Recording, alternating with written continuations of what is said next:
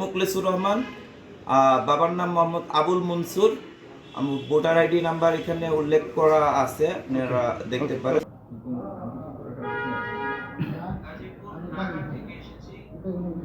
আমি গাজীপুর 2 আসনের প্রার্থী হিসেবে নাগা থেকে এসেছি, প্রার্থী হতে চাই, এমপি পদপ্রার্থী।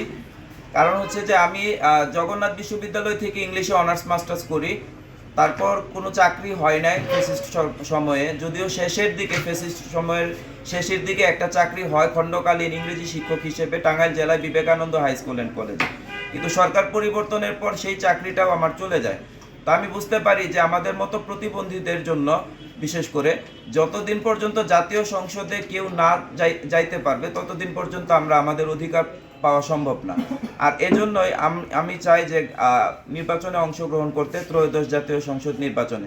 কিন্তু আমার আর্থিক অবস্থা যেহেতু ভালো না, এজন্য রিটার্নিং কর্মকর্তার নিকট আমি নমিনেশন ফর্ম ফ্রি চাচ্ছি, জামানতবিহীন নির্বাচনে অংশগ্রহণ করার সুযোগ চাচ্ছি, সেই সাথে শর্ত মুক্ত, অর্থাৎ যে ভোটারদের স্বাক্ষর প্রয়োজন হয় স্বতন্ত্র প্রার্থী হিসেবে, সেই শর্ত মুক্তভাবে নির্বাচনে অংশগ্রহণের সুযোগ চাচ্ছি। আমার ভবিষ্যতের চিন্তা ভাবনা আছে যে আমি যদি এই স্বতন্ত্র প্রার্থী হিসেবে জনগণের আস্থা নিয়ে সংসদে যেতে পারি, তাহলে বাংলাদেশ সম অধিকার পার্টি নামে একটি পার্টি গঠন করার, যা স্বতন্ত্র প্রার্থীদের ভিতর থেকে যারা পাশ করে আসবে তাদেরকে নিয়ে। উচ্চ মাধ্যমিক